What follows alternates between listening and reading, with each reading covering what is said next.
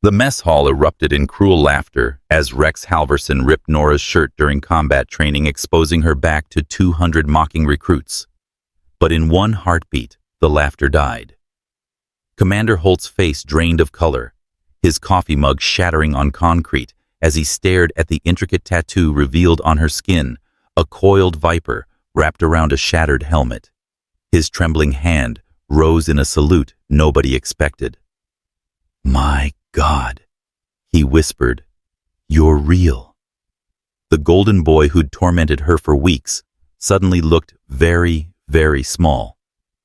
"I'm about to tell you how the quiet girl everyone underestimated became the most feared legend on base.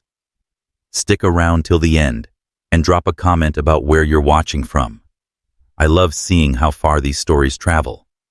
The Baltic wind cut through the Joint Interoperability Training Center like a blade that morning, carrying salt and the promise of pain.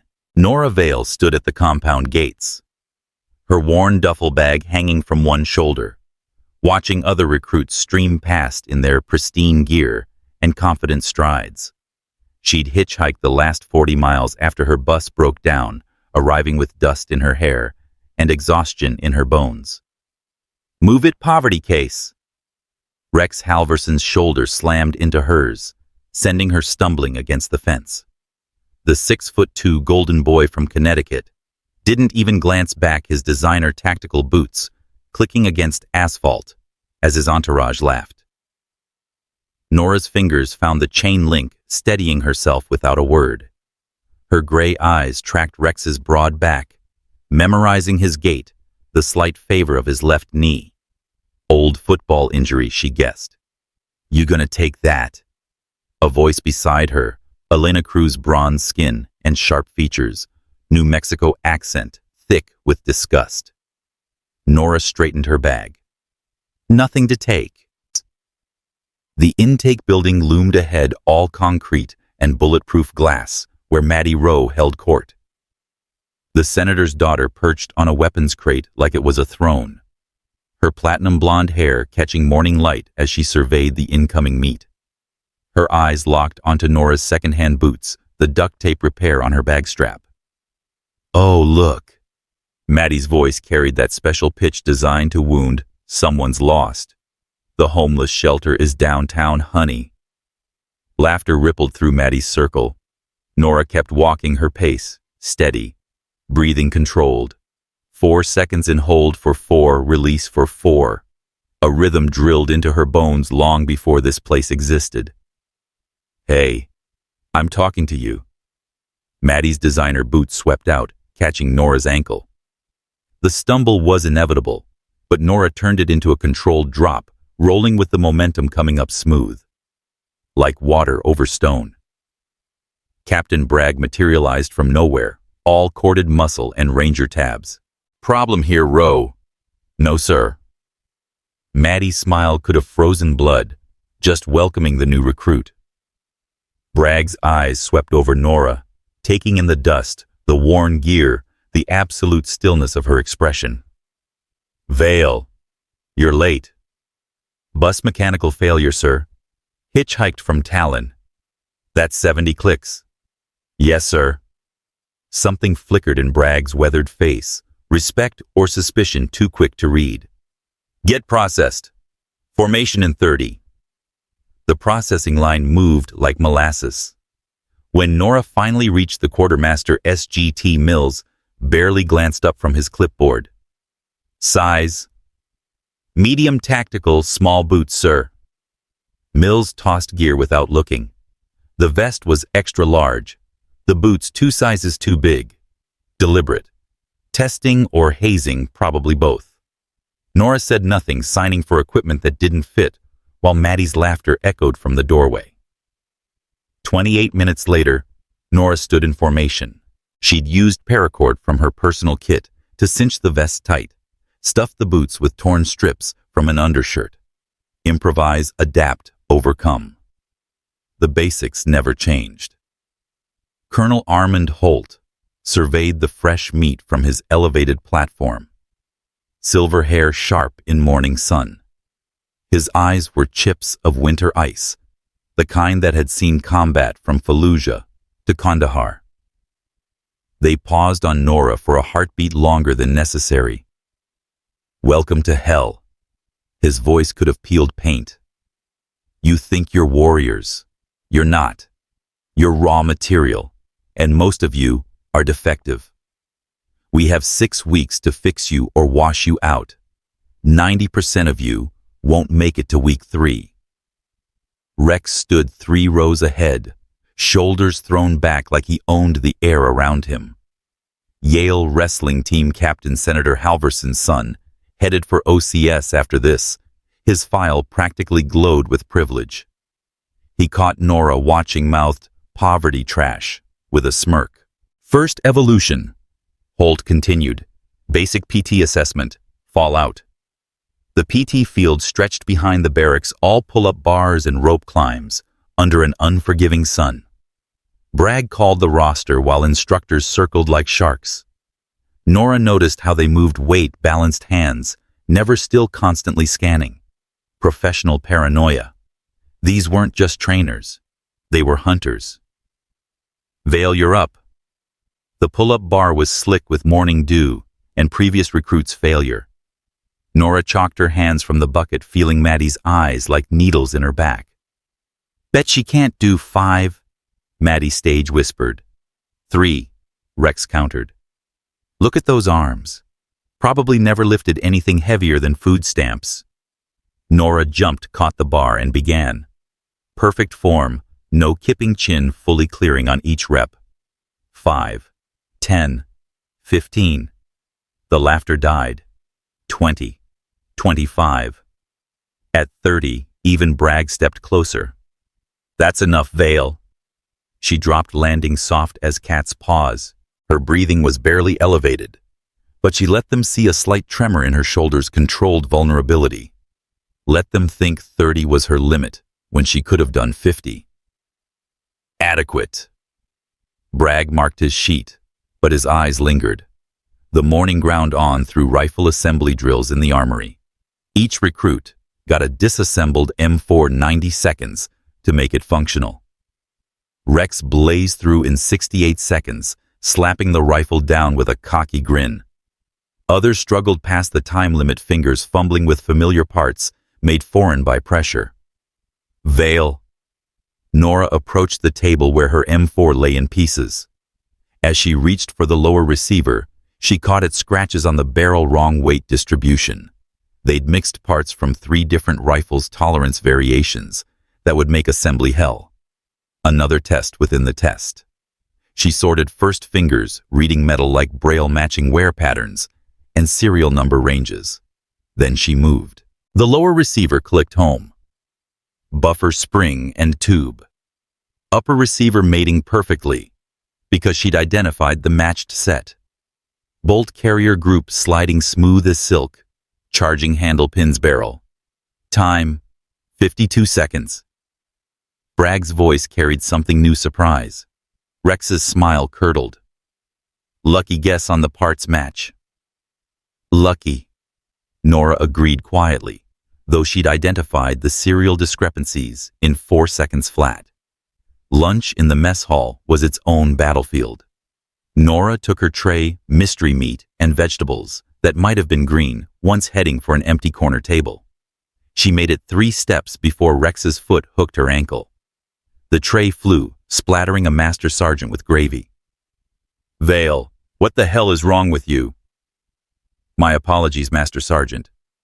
She didn't look at Rex, didn't acknowledge the setup. The Master Sergeant's face was purple with rage, but Nora held his eyes steady, taking the blast of profanity without flinching. "You'll clean this entire mess hall after evening chow. Every table, every floor tile. Clear. Crystal, Master Sergeant." Elena appeared at her elbow as Nora got a replacement tray. "That was bullshit. Everyone saw what Rex did." "Doesn't matter what they saw." Nora sat alone anyway, eating mechanically, while Maddie's circle performed a mocking pantomime of her fall. The afternoon brought land navigation through the pine forests surrounding the compound. Each recruit got a map compass and 5 points to hit in 3 hours. Nora studied her map for 30 seconds, memorizing terrain features, calculating pace count for elevation changes. Oops! Maddie's hand darted out, snatching Nora's map. Butterfingers! She tossed it into a drainage ditch filled with stagnant water. Bragg was watching from 40 meters away, arms crossed. Testing response to adversity, or just enjoying the show, impossible to tell. Nora didn't hesitate. She had the points memorized, the terrain features burned into her mind. She moved into the forest, counting paces, reading the sun's angle through pine needles. First point, an old survey marker near a creek intersection. She found it in 12 minutes, punching her card. Behind her, she could hear Rex crashing through underbrush, following her path. Let him. She altered her route to the second point, taking him through a thorny ravine that would shred his pretty boy skin. Second point. Third, fourth. Her internal map never wavered. At the fifth point, a bunker from Cold War exercises, she found Elena struggling with her compass, tears of frustration threatening. Magnetic deviation, Nora murmured, passing close. Their compasses are off by 15 degrees. Adjust west. Elena's eyes widened with understanding. As Nora headed back, she heard Elena's whoop of success. One tiny alliance in a forest of enemies. Nora finished second overall, beaten only by a prior service Marine who'd done 3 tours in Afghanistan.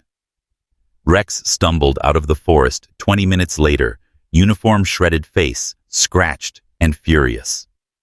Evening formation brought gear inspection. Each recruit's equipment laid out in perfect rows, military precision, measured in millimeters. Nora had spent her lunch break fixing the oversized gear, using skills learned in places that didn't exist on any map. Holt walked the ranks, finding fault with everything. A strap off by an inch, a buckle, not perfectly parallel, reasons to smoke recruits into the ground with endless push-ups. He stopped at Nora's display. This isn't your issued equipment size. Quartermaster error, sir. I adapted. Holt knelt, examining her field expedient modifications. The paracord wasn't just functional. It was rigged with quick-release knots that would allow instant adjustment under fire. Professional work. Too professional. Where did you learn this technique, Vale? YouTube, sir. The lie hung between them. Holt's eyes narrowed, but he moved on without comment. Behind him, his aide made a note in a tablet. Night brought the mess hall duty alone under fluorescent lights that turned everything corpse pale. Nora worked methodically, finding rhythm in the mindless labor. Muscle memory from 100 kp duties, in places where dishwater was luxury and clean meant alive another day. She was halfway through the floor when footsteps echoed. Rex entered with 2 of his boys, making a show of walking across her clean tiles with muddy boots. Missed a spot, he said, kicking over her bucket. Gray water spread like blood across white tile. Nora straightened slowly, mop still in hand. Rex stood close, using his height advantage, breath hot with privilege and cruelty. What are you even doing here? This is for real soldiers, not welfare cases playing dress-up. Cleaning floors, Nora replied evenly. Since you seem confused about that. Rex's hand flashed out, grabbing her collar. You think you're funny? No. Her voice stayed dead level, even as his grip tightened. I think you're scared. Of you. He laughed, but something flickered in his eyes. Of anyone who doesn't care about your daddy's money or your Yale wrestling trophies. Of someone you can't buy or break. His face flushed red. The fist came fast, aimed at her ribs. Nora flowed around it, a slight shift that made him hit air and stumble forward. To his boys, it looked like Rex had simply missed, thrown off balance by rage.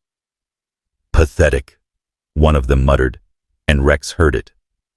He spun, advancing again, but footsteps in the corridor made him freeze. The boys scattered, leaving Nora alone with her mop and spreading puddle. she began cleaning again, starting over without complaint. At 2300, she finally finished shoulders aching, hands raw from industrial cleanser. But the mess hall gleamed every surface, reflecting light like water. She'd turned punishment into perfection, the way she'd been taught.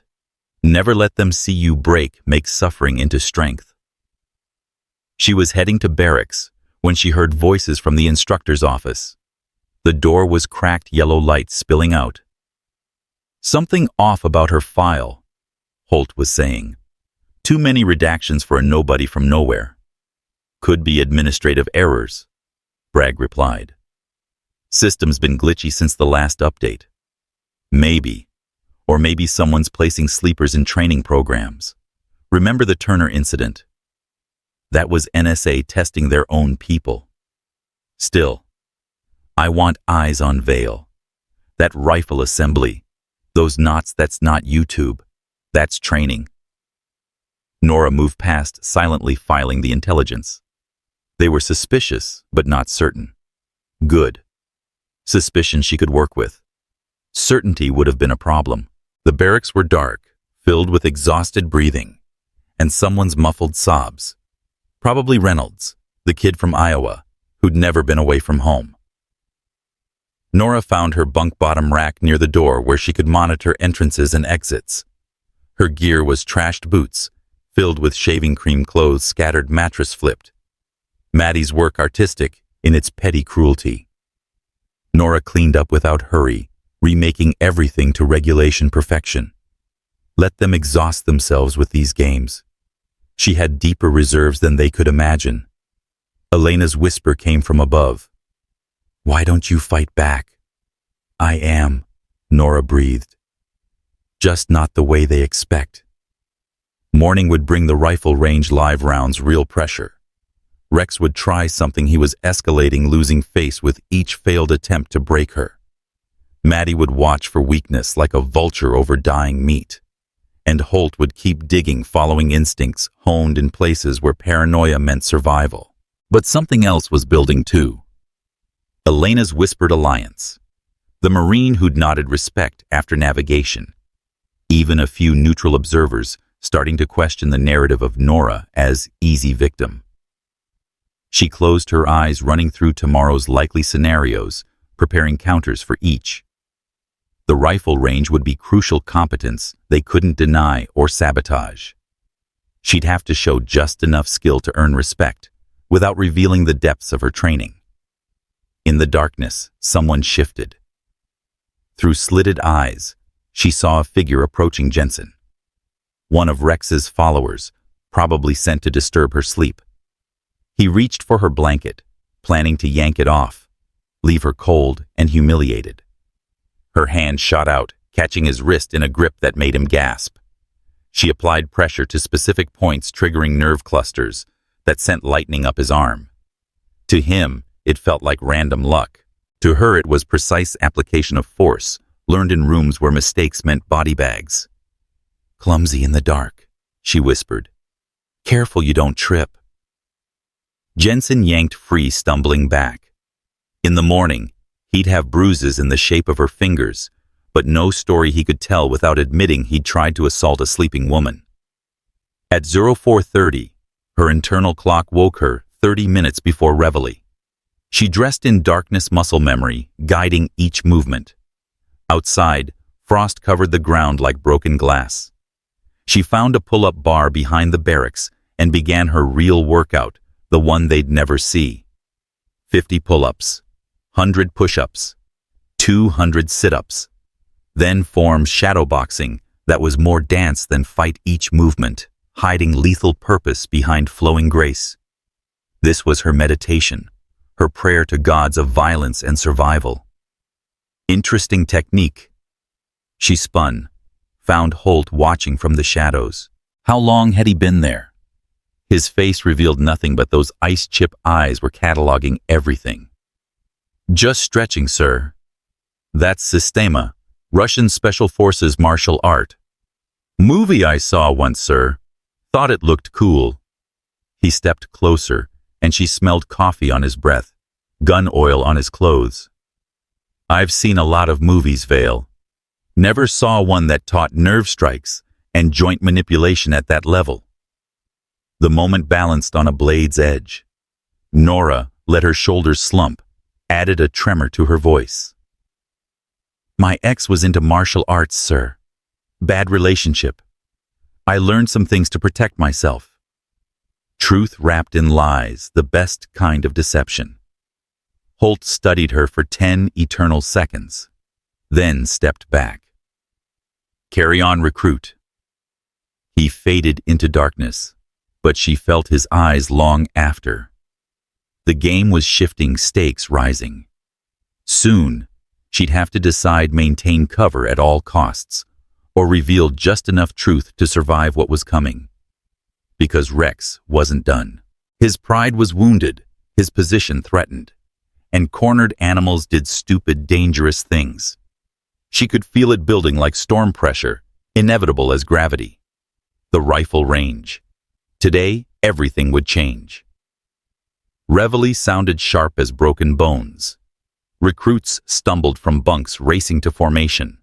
Nora fell in, noting positions. Rex 3 ranks ahead, Maddie to her right, Elena beside her offering a slight nod. Listen up. Bragg's voice cut through morning air. Range day. Live ammunition. Anyone who fails to qualify doesn't eat until they pass. Anyone who shoots below expert level gets remedial training every evening for a week. Nervous energy rippled through formation. Most of these recruits had never fired anything more dangerous than paintball guns. The real thing would separate wheat from chaff fast. They marched to the range in silence, breath steaming in cold air. The facility was state-of-the-art, electronic targets, wind indicators, the whole package. But Nora noticed the details others missed: worn patches on firing positions from thousands of previous shooters, the slight cant to the range that would affect long-distance shots, the way morning sun would glare off target frames in about an hour. First firing order. Bragg called names. Rex was in the first group, strutting to his position like he owned it. Nora was held to the last group. They wanted her, hungry, tired, psyched out by others' performances. Rex shot well. She'd give him that. Tight groupings. Good breath control. Not great, but solid enough to talk trash as he walked past her position. Try not to shoot yourself, welfare queen. Hours crawled by. The sun climbed, temperature rose, making rifles slippery with sweat. By the time Nora's group was called, half the recruits had failed to qualify, heading for remedial training with empty stomachs. She took her position, accepting the M4 from the armorer. As she settled into prone position, she noticed immediately the front sight was canted 2 degrees left. Subtle sabotage enough to throw shots wide without being obvious damage. Rex was watching from behind the firing line, smirking. He'd paid the armorer, or done it himself, didn't matter. What mattered was the message: you don't belong here. Load and make ready. Nora loaded her magazine, adjusting her position to compensate for the canted sight. She'd shot with worse handicaps, rifles held together with wire and prayers, scopes, cracked and taped ammunition so old it was more suggestion than certainty. Fire when ready. The first 3 shots were calibration, feeling wind and weapon. She adjusted point of aim, not Kentucky windage, but precise calculation. 2 degrees left meant X deviation at 100 meters, increasing proportionally with distance. Then she found the zone. That quiet place where heartbeat and breath became metronome, where the rifle became extension of will. Each shot was meditation, prayer, and violence in one smooth motion. Her target looked like modern art when they called ceasefire. Not just centered, she'd drawn a smiley face with bullet holes, 2 eyes, and a curved smile of precise destruction. Silence fell over the range. Even Bragg lowered his binoculars, staring at the impossible grouping. Someone whistled low, impressed despite themselves.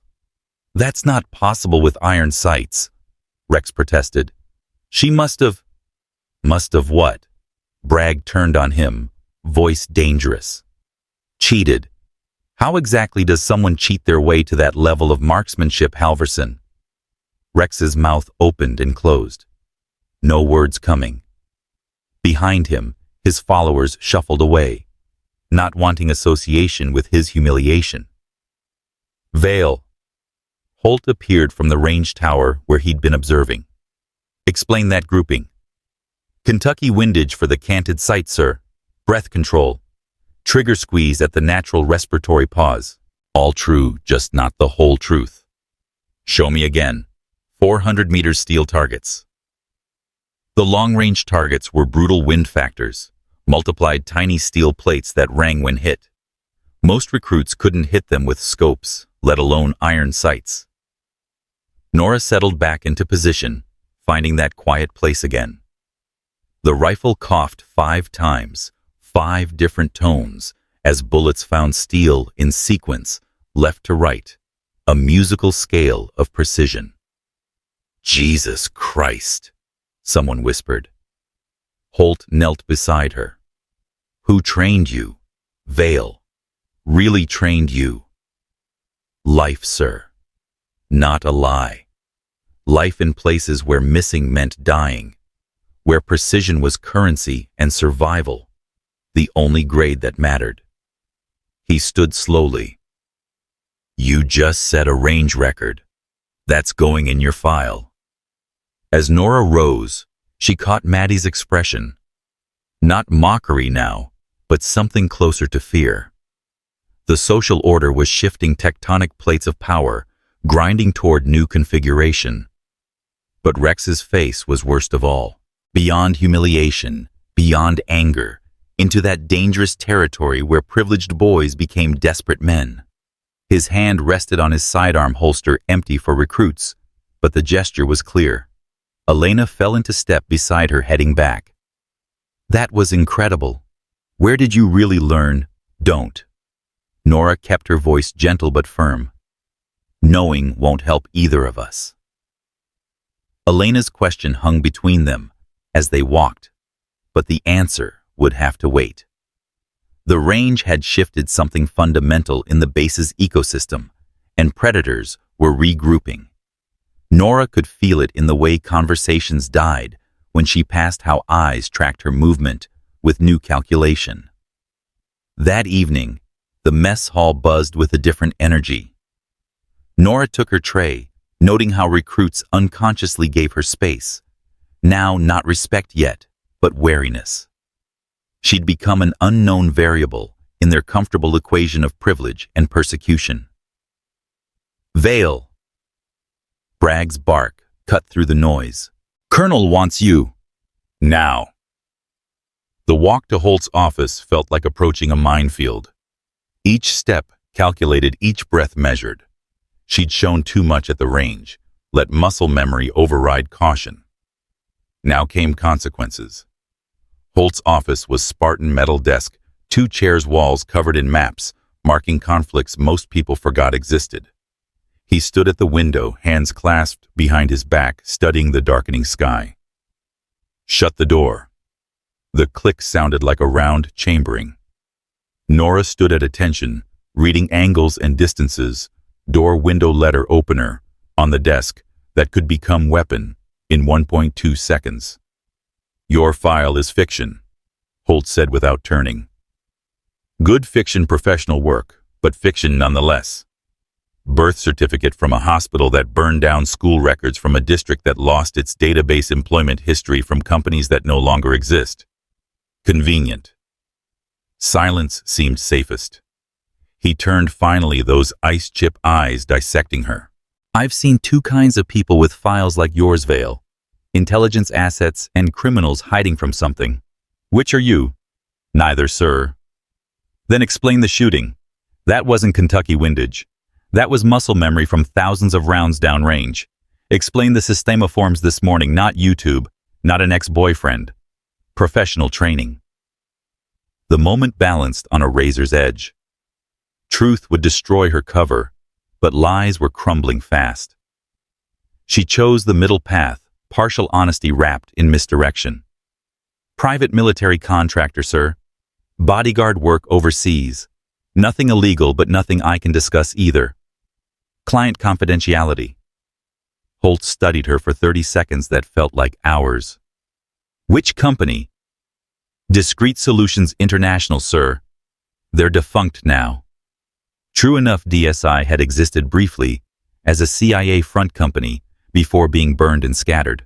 Anyone checking would find just enough breadcrumbs to support her story without finding the real truth. Why didn't you list this experience? Clients included some controversial figures, sir. Didn't want that following me into legitimate service. Holt moved closer, close enough she could see the calculation in his eyes. You're a mystery veil. I don't like mysteries in my compound. But you're also the best natural shooter I've seen in 20 years. So here's what's going to happen.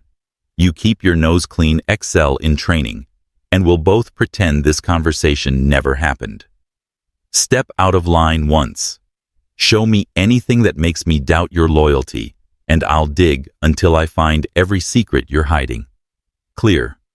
Crystal, sir. Dismissed. She left his office knowing she'd bought time, nothing more. Holt would dig anyway. Men like him couldn't help themselves. She had maybe 2 weeks before he found something that didn't add up, forced a confrontation she couldn't afford. Outside, night had fallen properly, turning the compound into pools of harsh light and deeper shadows. She was heading to barracks when movement caught her eye. Rex and 5 of his boys intercepting her path. We need to talk, Rex said, and his tone had changed.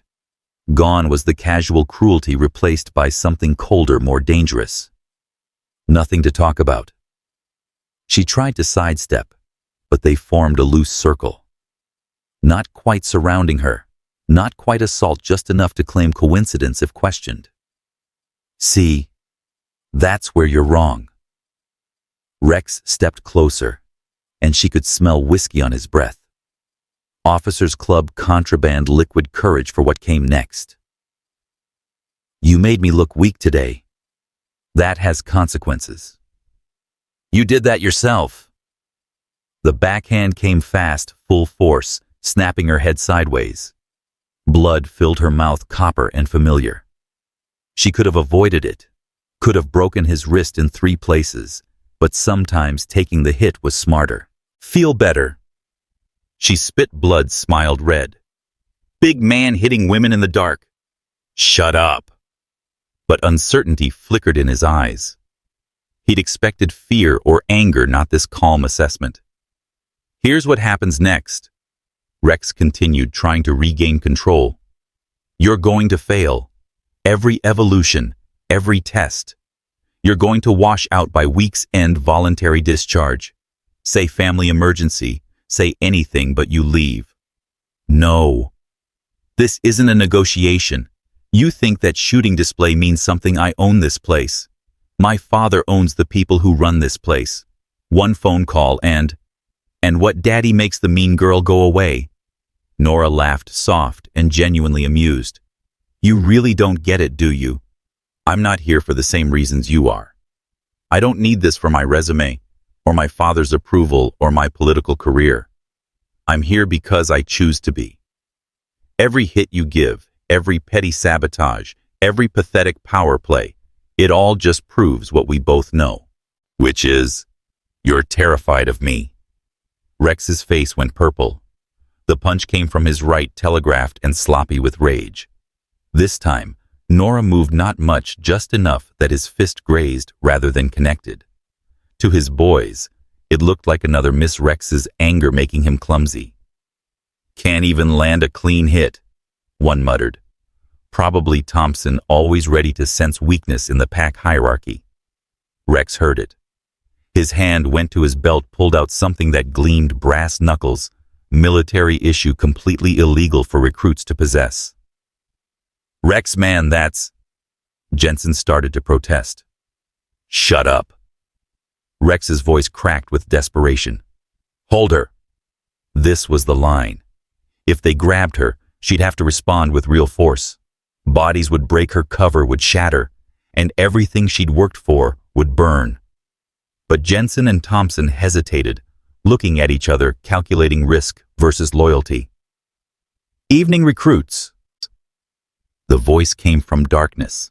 Then Master Sergeant Torres materialized like smoke given form. His eyes took in the scene. The circle, Rex's brass knuckles, Nora's bloodied mouth. "Interesting formation you've got here, Halverson." "Just talking, Master Sergeant," Rex said, trying to hide the weapon behind his back. "With brass knuckles, those better be regulation prayer beads, recruit." The silence stretched taut. Rex's crew stepped back, abandoning him with the practiced ease of political survivors. Only Rex remained trapped between authority and humiliation. "I asked you a question, Halverson." "Personal protection, Master Sergeant. There have been thefts in the barracks." "Bullshit." Torres stepped into the light, revealing a face carved from granite and bad decisions. "Vale, you injured." "No, Master Sergeant." "That blood says otherwise." "Bit my tongue." "Master Sergeant." "Clumsy." Torres looked between them, reading the subtext. "Halverson, my office. Now, the rest of you, if I see you within 50 meters of Vale again, you'll be doing push-ups until you puke blood. Clear." "Clear, Master Sergeant," they chorused, scattering like roaches. As Rex followed Torres, he shot Nora a look that promised this wasn't over. She'd humiliated him twice now publicly. His kind didn't forgive that. Elena emerged from behind a storage building where she'd been watching. "You should report him. That was assault." "No, it was education." Nora wiped blood from her chin. "His and mine." "Education in what?" "How far people will go when they're desperate, and who'll stand with them when they fall." The next morning brought combat training hand to hand in the dirt pit they called the Octagon. Recruits paired off wrestling and grappling, while instructors barked corrections. Rex was there, brass knuckles confiscated, but not expelled Daddy's phone calls working overtime. "Vale," Bragg called out. "You're up. Halverson, you're her partner." The crowd pressed closer, sensing blood in the water. Rex stripped off his shirt, showing muscles built in Yale gyms and private trainers. Nora stayed clothed, tank top and cargo pants, giving nothing away. "Rules are simple," Bragg announced. "Submission or unconscious. No eye gouging, no biting, no strikes to the throat or groin. Everything else is fair game." They circled each other. Rex confident, Nora patient. He shot for a takedown, decent form, wrestling team muscle memory. She sprawled, denying him leverage, then flowed around his guard like water. For 30 seconds she let him lead, reading his patterns. Single leg to double leg, arm, drag to back. Take solid fundamentals, but predictable. When he shot again, she was ready. Her knee came up, catching his shoulder, stopping his momentum cold. As he adjusted, she trapped his arm, pivoted her hips, and suddenly, Rex was airborne. The throw was perfect, minimum effort, maximum result, his own force used against him. He hit hard, air exploding from his lungs. Before he could recover, she had his back arm snaking around his throat. Not a blood choke too dangerous, but an air choke that would put him out in seconds. Rex thrashed, tried to buck her off, but she rode him like a rodeo bull. His face went red, then purple. His hand tapped frantically against her arm, submission, surrender. She held on 2 seconds longer than necessary. Not enough to cause damage, just enough to let him know she could have. When she released, he collapsed, gasping, coughing, beaten in front of everyone who mattered. But as she stood, her shirt rode up slightly, revealing a slice of skin at her lower back. And on that skin, just visible, was ink, part of an intricate tattoo that disappeared beneath fabric. Maddie saw it first, eyes widening. "Oh my God, is that—" Nora yanked her shirt down, but too late. The whispers started immediately. Good girls didn't have tattoos, especially not elaborate ones. It was another crack in her cover. Another question mark in a file full of them. Training continued, but the atmosphere had shifted again. Rex was broken, his crew scattered. Maddie was reassessing her mean girl tactics, suddenly seeming childish against someone who fought like they'd learned in places where losing meant dying. That afternoon brought tactical movement through the woods, fire teams maneuvering against hidden instructors with paintball guns. Nora's team included Elena Reynolds, the Iowa kid, and Jackson, a quiet black woman from Detroit who watched everything and said nothing. They moved through pine forests. Nora naturally taking point. She read terrain like scripture, every depression, potential cover, every ridgeline, possible ambush. When instructor paint rounds cracked past, she reacted before conscious thought, pulling Reynolds down as red paint splattered where his head had been. "How did you know?" he gasped. Birds stopped singing upwind. Meant someone was there. Simple woodcraft, but to him, it seemed like magic.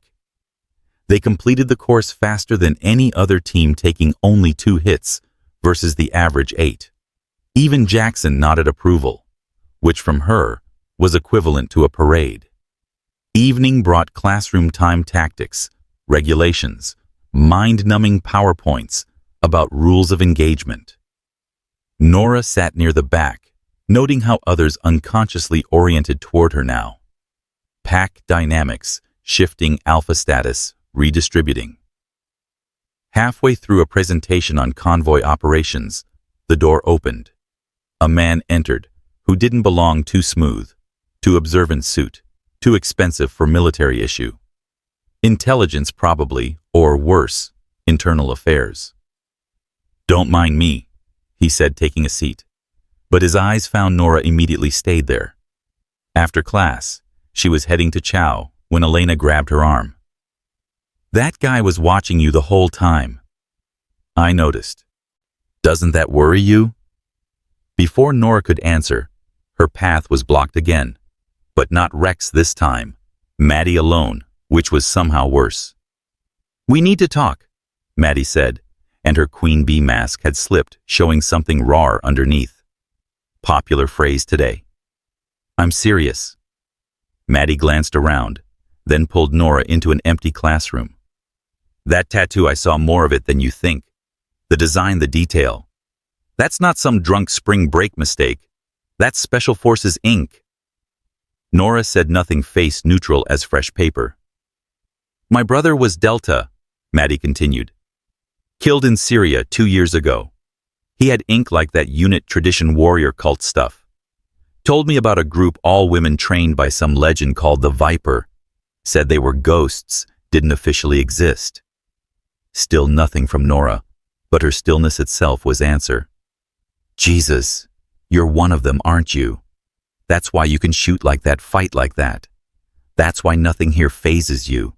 You're imagining things." "Am I?" Maddie stepped closer. "My brother said the Viper trained maybe 20 women total and half died in operations. Said the survivors were the deadliest people he'd ever met. Said one of them saved his unit in Mosul, took out 12 insurgents with a knife and stole an AK."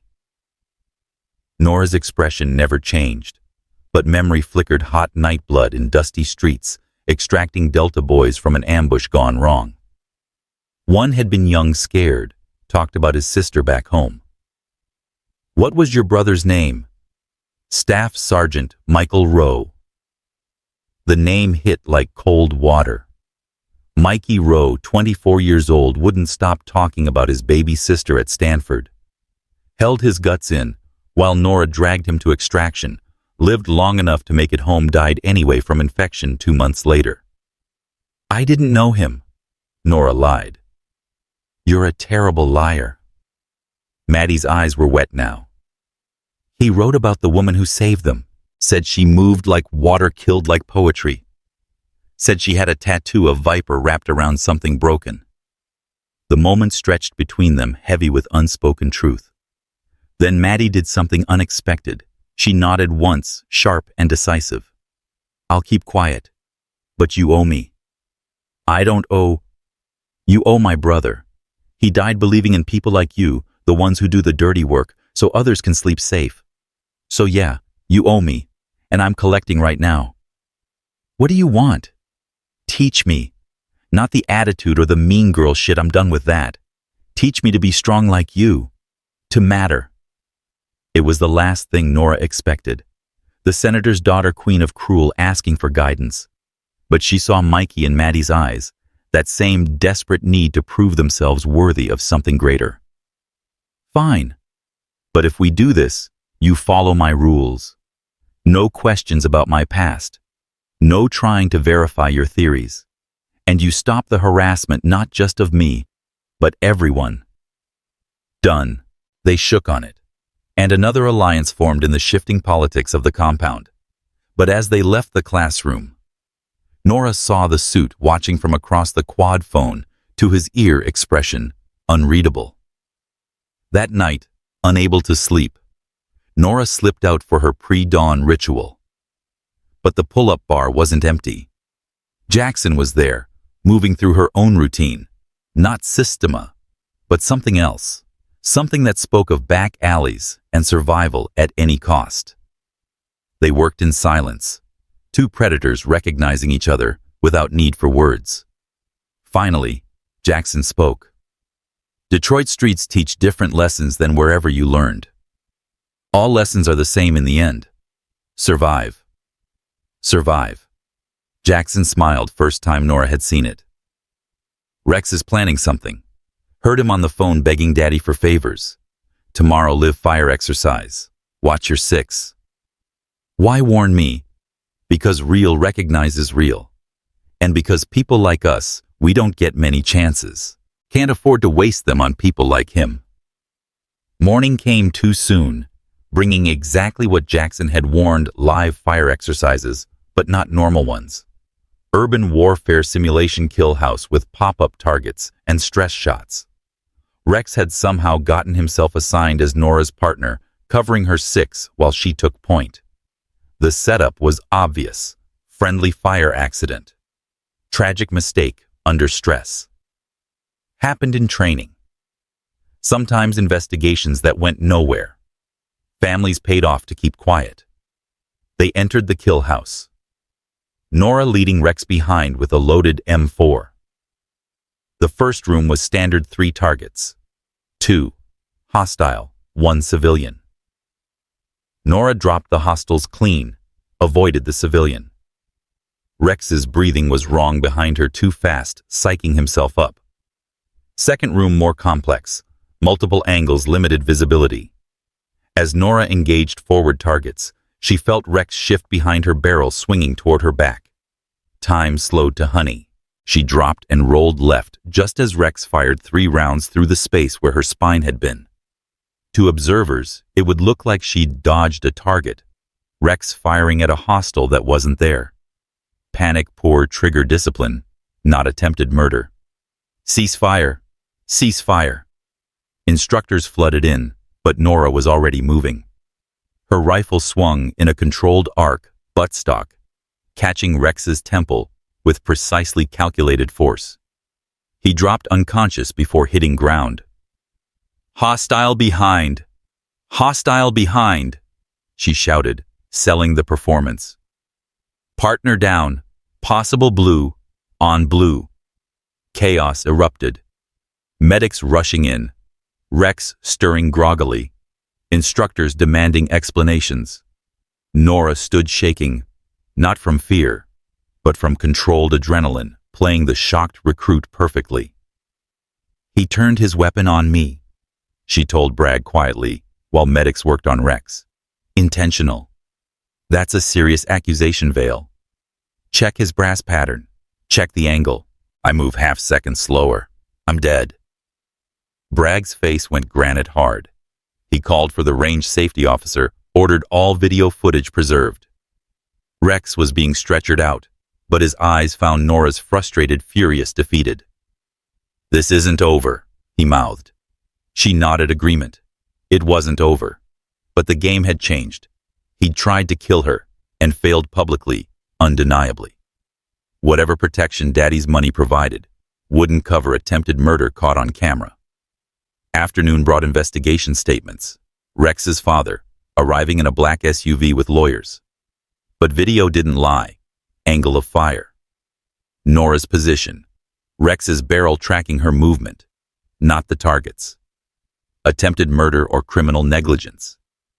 Either way, his military career was over. They removed him that evening, not in cuffs, but in disgrace. His crew watched from barracks windows as privilege finally met consequence. Thompson spit in the dirt as the SUV passed loyalty, evaporating with opportunity. One down. Elena said quietly, standing beside Nora. He was never the real threat. Then what is? Nora watched the suit from intelligence, still lurking at compound edges, taking photos, making calls. Holt in his office, staring at her file like it held encrypted secrets. Her past circling like sharks drawn by blood in the water. The real threat is what happens when they find out what I really am. That night, exhausted from testimony and adrenaline crash, Nora almost missed. The envelope slipped under her pillow. No name, no postmark, just a single sheet inside with 4 words. We know. Phoenix Rising. Her blood went ice. Phoenix was a code name from another life, buried so deep, even CIA shouldn't have found it. Someone wasn't just investigating her. They knew exactly who she was, what she'd done, the bodies buried in classified files. She burned the note immediately, but damage was done. The suit wasn't here to investigate Rex or training irregularities. He was here for her. And Phoenix meant only one thing. Someone from her past had found her someone who shouldn't even know she was still alive. Tomorrow would bring new challenges, but tonight she had to figure out who was hunting her and why. Because Phoenix wasn't just a code name. It was a death sentence she'd been running from for 2 years, and apparently, it had finally caught up. The game wasn't about Rex anymore, wasn't about proving herself or earning respect. It was about survival again, the kind measured in heartbeats and bullets, where winning meant walking away and losing meant a black site or shallow grave. Nora Vale, the nobody from nowhere, was about to disappear.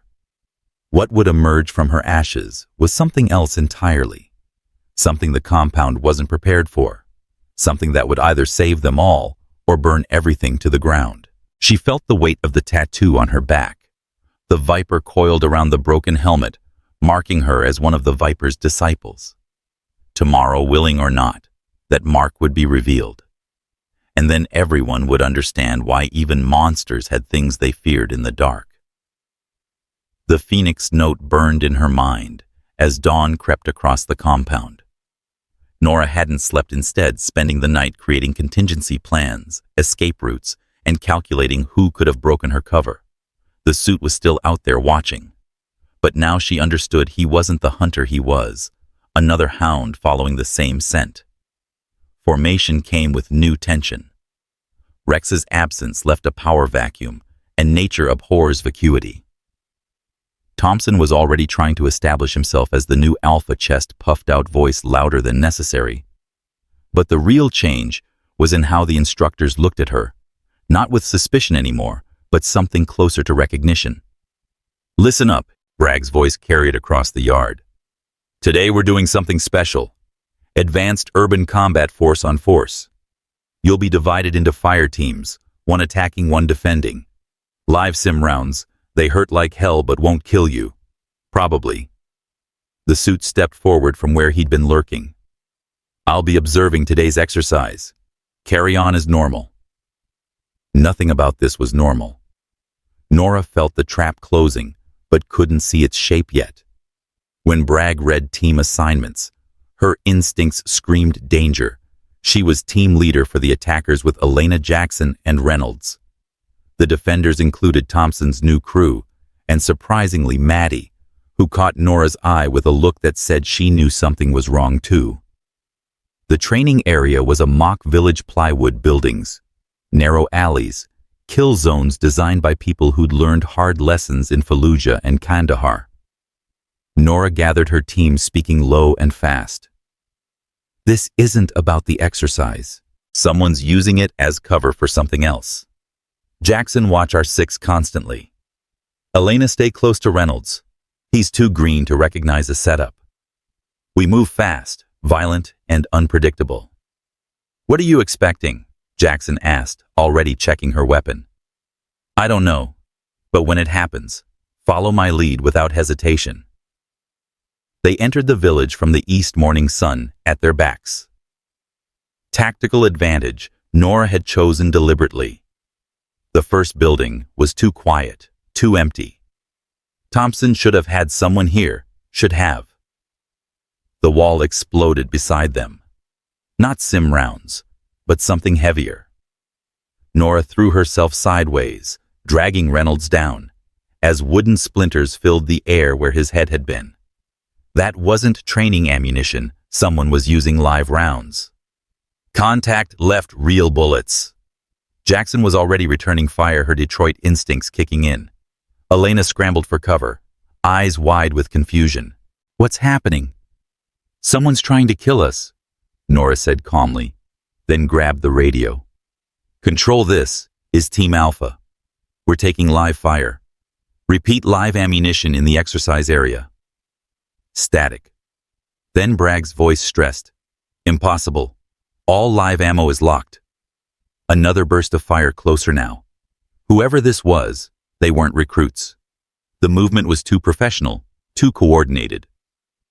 Nora recognized the pattern team of 4 military-trained closing from multiple angles. This wasn't random violence. This was an extraction team. They're after me, she told her team. When I move, you run for the extraction point. Don't argue, just bullshit. Jackson cut her off. Real recognizes real. Remember, we don't leave people behind. Elena nodded, checking her weapon. Even Reynolds, trembling, but determined, refused to run. They'd chosen their side without understanding the cost. Nora felt something shift in her chest. Not sentiment, she told herself, but tactical appreciation. Fine.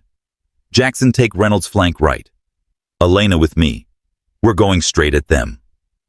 It was insane, suicidal by conventional thinking, which was exactly why it would work. The extraction team expected her to run to prioritize survival. They didn't expect her to attack. She burst from cover, Elena half a step behind, firing controlled bursts that weren't meant to hit, but to herd to channel the enemy into Jackson's kill zone. The sim rounds might not be lethal, but they still hurt, still disrupted. One attacker stumbled as Elena's shot caught his shoulder, throwing off his aim. Nora flowed through the gap, muscle memory taking over. The knife appeared in her hand. When had she drawn it and found the soft spot beneath his tactical vest? He dropped, gurgling through a punctured lung. Jesus Christ, Elena breathed, but she kept moving, kept fighting. Another attacker rounded the corner, rifle rising. Jackson appeared behind him like Detroit vengeance, her rifle butt crushing his skull with a wet crack. Reynolds, fumbling but fierce, put 3 sim rounds center mass into a third attacker who'd been lining up a shot on Nora. The fourth vanished, professional enough to know when an operation had gone sideways. But as he ran, Nora caught a glimpse of his shoulder, a tattoo partially visible. A phoenix rising from ashes. Her blood went cold. Not just someone who knew the code name, someone from the unit itself. Phoenix Force, the Black Ops group she'd thought died with their last mission. Someone had survived, someone who blamed her for how it ended. Sirens wailed across the compound. Real security flooded in, not trainers but military police, with real weapons and real authority. The suit appeared no longer observing, but commanding, badge out, CIA, just as she'd suspected. Secure the area. Nobody moves. His eyes found Nora, and there was something like satisfaction in them. Especially Yu Vale, or should I say, Lieutenant Sarah Chen. The name hit like ice water. Her real name, the one she'd buried with 17 dead operators in a Syrian basement. Elena and Jackson exchanged glances, understanding dawning that their friend was something else entirely. But before anyone could respond, Another voice cut through the chaos. "Stand down, Agent Morris." Colonel Holt emerged from the smoke, but transformed. Gone was the training officer. This was a warrior command, radiating from every stride. Behind him, impossibly stood someone Nora hadn't seen in 2 years. Someone who was supposed to be dead. Marcus Viper Volkov, her mentor, her creator, the man who'd turned her from a broken soldier into something lethal. His scarred face was exactly as she remembered, gray eyes that had seen too much and chosen to see more anyway. "Hello, little snake," he said in that whiskey gravel voice. "Time to come home." "You're dead," she said flatly. "I saw the building collapse. You saw what you needed to see to survive. Just like I taught you." He stepped closer, and everyone else seemed to fade. "Phoenix Force wasn't destroyed that night, Sarah. It was transformed. And now we need you back." "No." The word came out harder than she intended. "I'm done with that life. Done with the killing, the lies, the man who just tried to grab you was Alexei Petrov. Remember him? Phoenix 3, supposed to be your brother in arms. He thinks you betrayed the unit, sold us out to Syrian intelligence. He's not the only one. Half the survivors want you dead, Sarah. The other half want you back. I'm offering you a chance to prove which side is right." Nora felt the weight of every eye on her. Her carefully constructed identity was shattered, the truth laid bare. But worse than exposure was the choice being offered: return to the darkness or die in the light. "I need time to think." "You have until sunset. Then we leave with or without you. But understand, if you don't come, I can't protect you anymore. Alexei has friends' resources. He'll keep coming." The suit, Morris, stepped forward. "This is a CIA operation now. She comes with me." Viper smiled, the expression never reaching his eyes. "Check your orders again, Agent Morris. Check who signed them." Morris pulled out his phone, face paling as he read. "This is impossible. The director wouldn't. The director owes me favors you can't imagine. Stand down, or I'll have you manning a desk in Alaska for the next decade." The compound had become a tableau of tension, everyone frozen in place. Then Maddie pushed through the crowd, face set with determination. "Whatever this is, she saved my brother's life. That means something." "Your brother is dead," Thompson said, trying to reassert himself in the chaos. "Because of an infection, not because of Syria. She gave him 6 more months' time to say goodbye." Maddie moved to stand beside Nora. "I don't care what name she uses or what she's running from. She's earned the right to choose." Jackson stepped up too, blood still on her rifle butt. "Detroit's got her back." Elena joined them. Then surprisingly, Reynolds, still shaking but solid.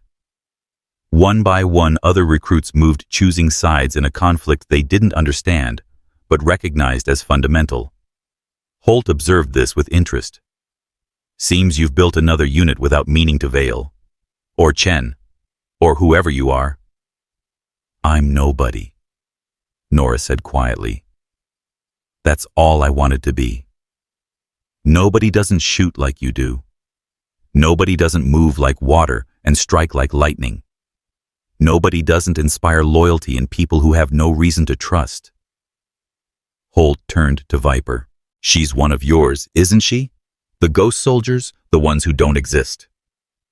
"The very best one," Viper confirmed, until she decided she wanted to be human again. The suit was on his phone now, arguing with someone in heated whispers. Whatever authority he'd thought he had was evaporating against Viper's influence. But his eyes promised this wasn't over. CIA, didn't forget, didn't forgive. "Sunset," Viper repeated, then turned to leave. "The choice is yours, little snake. But remember, we are what we are. Pretending otherwise just gets people killed." As he walked away, Nora noticed something that made her blood freeze. His gait had a slight hitch, barely visible left leg old injury. The same walk pattern as one of the attackers from the village. Viper hadn't just arranged this. He'd participated, testing her, pushing her to reveal herself. "You were one of them," she called out. "In the village, you were hunting me too." He paused, not turning. "I had to know if you'd gotten soft. If the snake had lost her fangs." A slight smile in his voice. "You haven't. That's why we need you back." After he left, the compound exploded into questions, accusations, confusion. But Bragg restored order with a bark that could have peeled paint. "Everyone back to barracks except Vale's fire team. U4 conference room now." The conference room felt like an interrogation chamber. Nora sat facing her team, the people who'd stood by her despite the revelation. She owed them truth, or at least part of it. "My name was Sarah Chen. I was recruited out of basic by a black ops unit that officially doesn't exist. We did things that won't ever make history books in places America swears we've never been. 2 years ago, a mission went wrong. 17 operators died, including, I thought, our commander. I was blamed for the intelligence failure that led to the ambush." "Were you responsible?" Jackson asked, direct as always. "No, but I was supposed to die with them. Surviving made me guilty by default. So I ran, buried Sarah Chen, became Nora Vale. Thought I could hide in plain sight, just another recruit in another program." "But they found you," Elena said softly. "They always do eventually. The question now is what happens next?" Reynolds, quiet until now, spoke up. "You're going back, aren't you? To save us from whatever's coming." Nora looked at him. This Iowa kid, who'd probably never seen violence before today, but had still put himself between her and danger. "If I go back, I become what I was. What I was. You wouldn't recognize, wouldn't like." "You saved Reynolds today," Jackson pointed out. "The killer you're describing wouldn't have bothered. Maybe. Or maybe I just needed him for tactical advantage." "Bullshit," Elena said firmly. "I saw your face when you thought we were in danger. That wasn't tactical calculation. That was fear for us." The room fell quiet. Outside, they could hear the compound returning to some semblance of normal, though nothing would really be normal again. The myth of basic training of transformation through ordinary struggle had been shattered by the reality of shadow wars and hidden soldiers. A knock interrupted. Maddie entered without waiting for permission, face grim. "There's something you need to see." She led them to the communications building, where someone had hijacked a monitor. On screen was footage, grainy night vision of a mission in progress. Nora recognized the location immediately. Aleppo 2 years ago, the night everything went wrong. But this wasn't the footage she remembered. This showed something else. Showed her warning the team about the ambush, showed her being ignored, showed her fighting desperately to save operators who were already dead. And in the corner timestamp, proving this was uploaded an hour ago, was text, "The truth about Phoenix Night." Lieutenant Chen was the only one who saw it coming. "Who sent this?" Nora demanded. "Unknown source," Maddie said. "But it's spreading through military channels like wildfire. Whatever narrative existed about you being a traitor, this destroys it." Nora stared at the screen, mind racing. Only one person could have this footage, the operations handler, someone so high in the command structure they'd never been suspected. Someone who'd let 17 operators die for reasons still unknown. Her phone buzzed. Unknown number, but she recognized the code pattern. She answered on speaker, not caring who heard. "Hello, Sarah." The voice was electronic, disguised, but familiar somehow. "Did you enjoy my gift?" "Who are you?" "Someone who knows the real traitor is still out there. Someone who needs you to finish what Phoenix Force started. Alexei Petrov isn't your enemy. He's another pawn like you were. The real enemy is much closer than you think." Viper, among others. The conspiracy goes deeper than one unit, one mission. It's about what Phoenix Force really discovered in Syria, what we all died to protect. Except we didn't all die, did we? And now they need to clean up loose ends. The line went dead. Nora looked at her team. These people who'd chosen to stand with her and made a decision that would change everything. I'm not going with Viper, but I'm not running either. Someone orchestrated Phoenix Night, killed my unit, and is still operating. They brought the war here to this compound, to you. That makes it personal. So what do we do? Elena asked. We hunt. But first, we need to survive sunset. Because when I refuse Viper's offer, this compound becomes a battlefield. Everyone connected to me becomes a target. Jackson smiled, the expression all teeth and danger. Good. I was getting bored with basic training anyway. Outside, the sun was already descending, painting the sky blood red. Sunset was coming faster than anticipated, and with it, a choice that would define not just Nora's future, but the future of everyone who'd chosen to stand in her shadow. The tattoo on her back seemed to burn, the viper coiled around broken things waiting to strike. Soon, everyone would see it in full. And then they'd understand why even legendary soldiers had nightmares about the students of Marcus Volkov. The real war was just beginning. The sun hung low, painting long shadows across the compound, as Nora's makeshift team prepared for what was coming. She'd sent Reynolds to the armory on a fake errand. The kid had heart, but wasn't ready for what Viper would bring. Better he stayed clear of the killing ground. This would become. Jackson Field stripped her rifle with practiced efficiency movements, sharp and economical. So what's the real play here? Can't just be about refusing his offer. Viper doesn't handle rejection well, Nora replied, checking sightlines from the conference room windows. He'll try to take me by force, but that's not the real problem. The real problem is whoever's pulling his strings, Elena said, catching on quick. The voice on the phone. Someone wanted you exposed, wanted this confrontation. Maddie burst through the door, laptop in hand. You need to see this. I've been digging into military servers, don't ask how, and there's chatter. 3 helicopters inbound, no flight plan filed. ETA 20 minutes. 3 birds is overkill for an extraction, Jackson observed. That's an assault force. Nora's mind raced through possibilities. Viper was many things, but subtle wasn't one of them.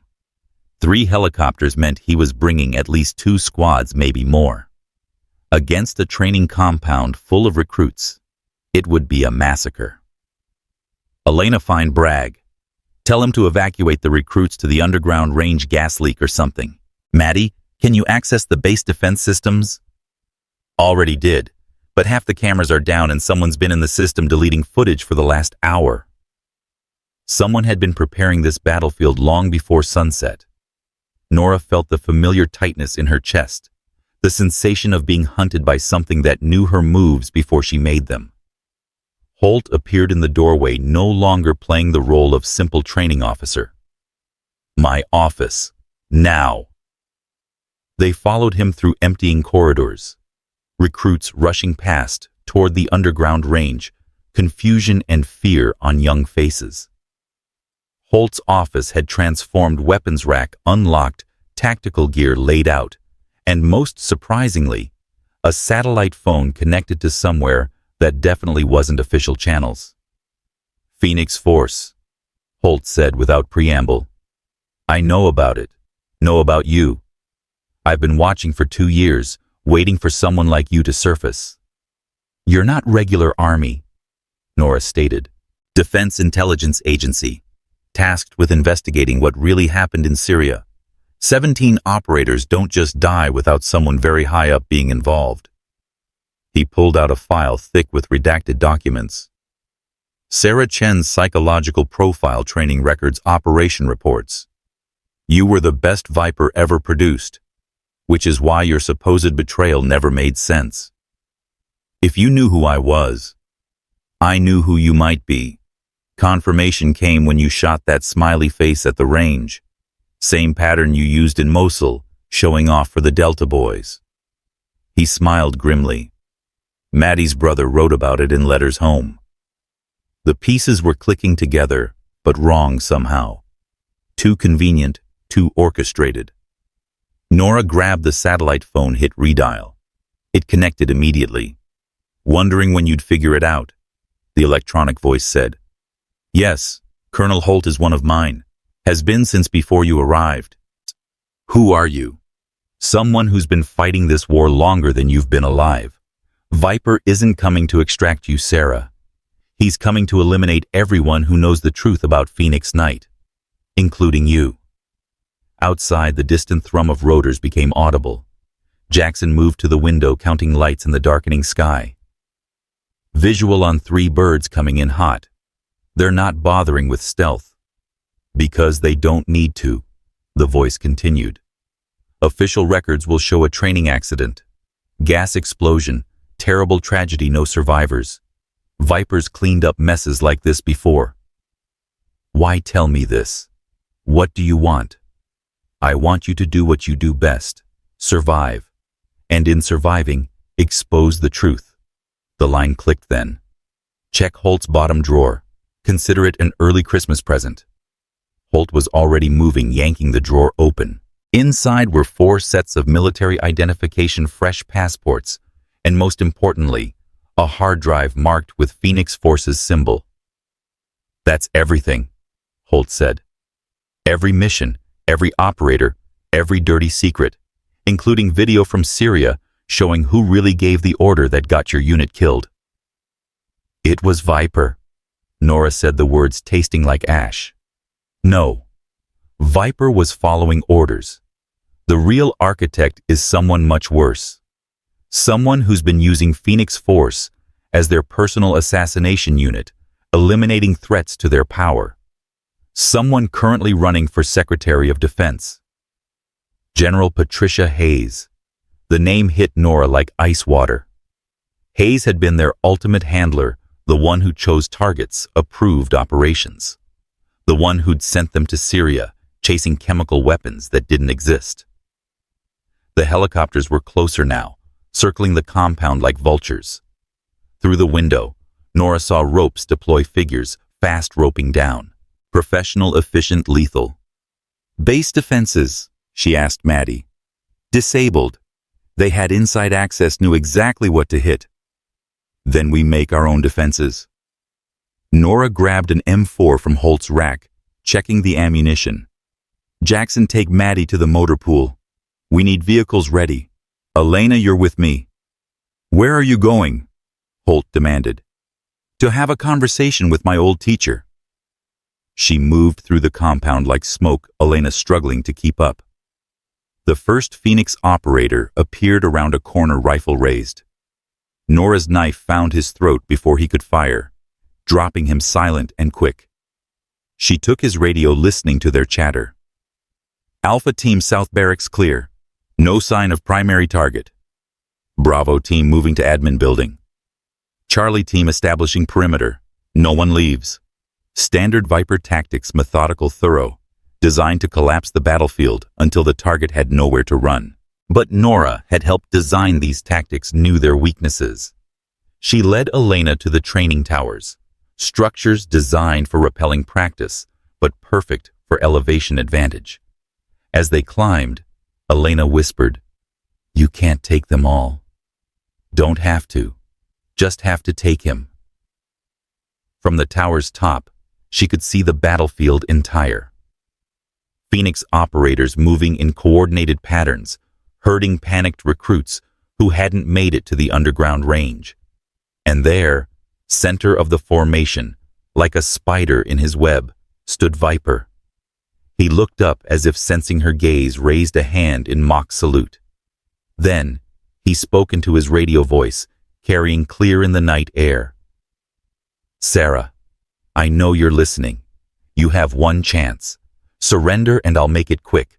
Force me to hunt you, and everyone dies slowly." "Counter offer," Nora responded through the stolen radio. You tell me why Hayes wanted Phoenix Knight to fail, and I'll consider not putting a bullet through your skull." Viper laughed, the sound like grinding stone. "Still thinking too small, little snake. Phoenix Knight wasn't a failure. It was perfect success. 17 operators who knew too much about Hayes' side business eliminated in one clean operation. You surviving was the only mistake." "What side business?" "Selling Phoenix Force's services to the highest bidder. Corporate assassinations regime changes all off the books. We weren't soldiers, Sarah. We were Hayes' private murder squad. And when some operators developed consciences, started asking questions. She had them killed. Had you kill them? Had us kill each other. Beautiful, really. Except you wouldn't die. Fought your way out, disappeared before we could finish the job." Elena grabbed Nora's arm. "Movement north side." A squad was approaching the tower, moving carefully but confidently. They hadn't spotted the two women yet, focused on ground-level threats. Nora counted angles, calculated distances. 6 operators spread formation. Difficult, but not impossible. "When I start shooting, run for the motor pool," she told Elena. "I'm not leaving." "Yes, you are. Because someone needs to survive this to tell the truth, if I don't make it." She handed Elena the hard drive from Holt. "This is more important than any of us. Get it to someone who can use it. Media Congress, anyone who'll listen." Elena wanted to argue Nora could see it in her eyes, but she was smart enough to recognize necessity. "Don't die. That's an order from your teammate. Technically, I outrank you. Not anymore. You're not Lieutenant Chen, remember? You're Nora Vale, and I've got 2 weeks seniority." Despite everything, Nora smiled. Then she was moving rifle, snapping to targets with mechanical precision. The first operator dropped before the others registered the threat. The second took a round through the shoulder, spinning him around. The third found cover, but not before Nora put 2 in his vest, stunning him. Return fire erupted, shattering wood and sending splinters flying. But Nora was already displacing, moving to her secondary position. The operators were good, but they were thinking in 2 dimensions. She'd learned to think in 3. She dropped through a gap in the tower floor, landing behind their cover. The knife came out again, finding kidneys and arteries. By the time they realized she was among them, 3 were down, and she was ghosting away. Contact tower sector, primary target acquired. The whole compound shifted toward her position.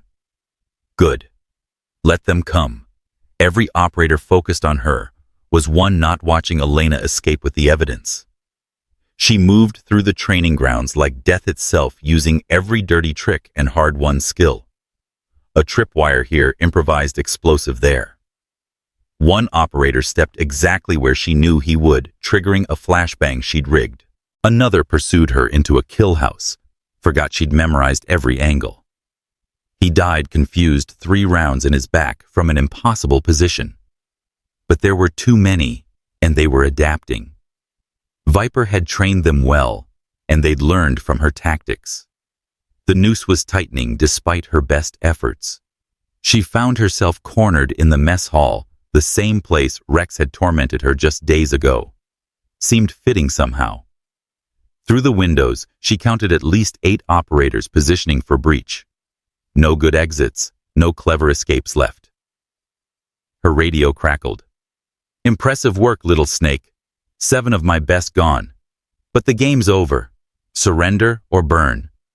You always did like fire." She responded, remembering missions where Viper's solution to every problem involved accelerants and matches. 10 seconds to decide.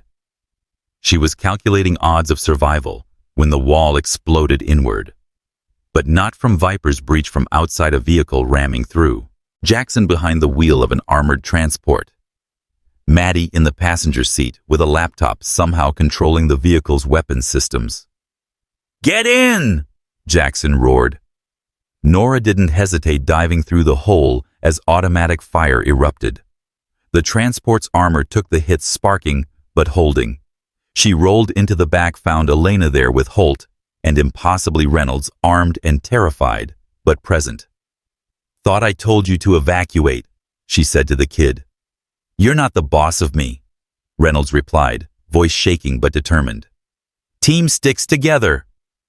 Jackson floored it, smashing through fences and barriers. Behind them, Viper's operators scrambled for vehicles. The chase was on, but they had a head start, and Jackson drove like Detroit streets had prepared her for exactly this moment. "Where are we going?" Holt asked. "Airport," Nora decided. "There's a plane waiting, always has been. Part of my exit strategy if everything went wrong." "Which it has." Maddie observed fingers flying over her laptop. "I'm uploading everything to multiple servers. If they catch us, at least the truth survives." Through the rear window, Nora saw helicopters lifting off, searchlights sweeping. Viper wasn't giving up. He couldn't afford to. Hayes would have him killed if he failed. They were 3 miles from the airport when the roadblock appeared. Military vehicles, soldiers with rifles raised. But something was off. These weren't Viper's people. These were regular army, confused, and clearly not briefed on what was happening. "Stop the vehicle, military checkpoint."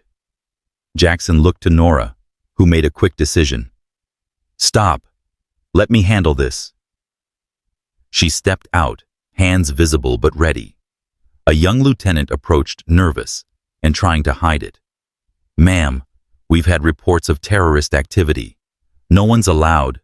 "Lieutenant," she interrupted, voice carrying command she'd forgotten she possessed. "Check your orders. Who signed them?" He looked at his tablet, confusion growing.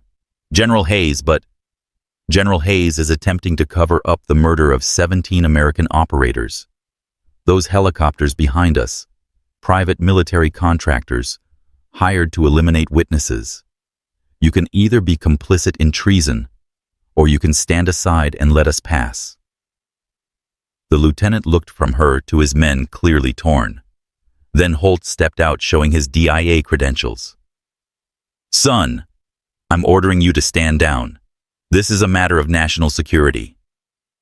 For a moment, everything balanced on a knife's edge. Then the young officer made a choice that probably saved his soul. "You heard the man. Stand down." They rolled through, but Nora knew it was temporary reprieve. Hayes had resources, influence. The airport would be watched, the plane possibly compromised. They needed another option. "I have an idea," Maddie said suddenly. "But it's insane." "Insane is all we have left," Jackson said, taking a hard turn as helicopter searchlights swept closer. "There's a news crew at the airport covering some dignitary visit. If we can get to them, go live before Viper catches us." "He'll kill us on camera," Elena pointed out. "Exactly," Nora said, understanding. "He'll expose himself, prove everything we're saying. Hayes won't be able to cover it up." The airport perimeter came into view, chain link and barbed wire. Beyond it, runway lights and the promise of escape or exposure. But between them and safety shadows moved with purpose. Viper had gotten there first. "Ram the fence," Nora ordered. Jackson grinned. "Now you're talking my language." The transport hit the fence at 60 miles per hour, metal screaming and tearing. They burst through alarms, wailing, security scrambling. And there, beside a small hangar, was the news van crew filming the chaos. But Viper stood between them and the cameras, no longer hiding, rifle raised. Behind him, his remaining operators formed a firing line. This was the end, one way or another. "Everyone stay in the vehicle," Nora said, checking her ammunition. 1 magazine left, maybe 15 rounds. Against 8 operators, impossible odds. "If you go out there, you die," Holt said. "Probably. But the cameras are rolling. My death proves everything." She reached for the door handle, but Reynolds grabbed her arm. "Wait. Look." Through the windshield, she saw figures emerging from the darkness behind Viper's position. Not military, not police. Recruits. The ones who'd been evacuated, led by Thompson of all people. They were armed with training weapons, sim rounds only, but they were there. Saw everything on the security feeds. Thompson's voice came over someone's phone, live streaming. Saw who the real heroes are. We're done letting bullies win. Viper turned, assessing this new threat. Sim. Rounds wouldn't kill, but they'd hurt, distract, maybe provide the opening Nora needed. The moment stretched taut, everyone waiting for someone else to fire first. Then Maddie did something brilliant. She triggered the transport's horn, 3 long blasts that echoed across the tarmac. The news crew turned their cameras toward the sound, broadcasting everything live. Marcus Volkov, Nora shouted, stepping out with hands raised. Also known as Viper, former commander of Phoenix Force. You're on national television. Want to tell America why you're here? Why you're trying to kill us? Viper lowered his rifle, slightly calculating. The cameras were on him, the world watching. He could kill her, but he couldn't kill the truth anymore. You always were too clever, he said, voice carrying in the silence. Just like in Syria. Saw the ambush coming, tried to warn everyone. But orders were orders. Whose orders? You know whose. He pulled something from his vest, a phone probably encrypted. She's watching right now. Aren't you, Patricia? The phone crackled to life. General Hayes's voice, tinny but clear. Finish the job or you're next.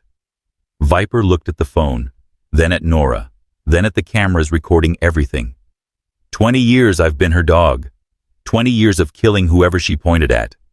But you know what, little snake, I'm tired of being the monster in someone else's story. He dropped the rifle. His operators looked confused, weapons wavering. One started to protest, but Viper's hand moved faster than thought, disarming him with brutal efficiency. Stand down, all of you. It's over. Sir, our orders. Our orders were illegal. Have been for years. We're soldiers, not assassins. Time we remembered the difference. But not everyone agreed. Alexei Petrov, the one who'd tried to grab Nora earlier, raised his weapon. She killed our brothers. No, Viper said firmly. I did, on Hayes's orders. Sarah tried to save them. The truth hung in the air like smoke. Then Petrov's rifle swung toward Viper, rage overcoming reason. Nora moved without thinking, her last magazine emptying into Petrov before he could fire. He dropped, clutching his chest, blood pooling on concrete. She knelt beside him, applying pressure to wounds she knew were fatal. His eyes found hers, confusion replacing anger. Why? He gasped. Why save him? Because the truth needs witnesses, she said softly. And because you deserve to know you were never my enemy. He died with something like peace on his face. When she looked up, everyone was staring. The cameras were still rolling, capturing everything. In living rooms across America, people were witnessing the true cost of shadow wars and black operations. Sirens approached from every direction. Real police, FBI, probably more military. The situation had spiraled beyond anyone's control. But the truth was out, spreading like wildfire through social media and news networks.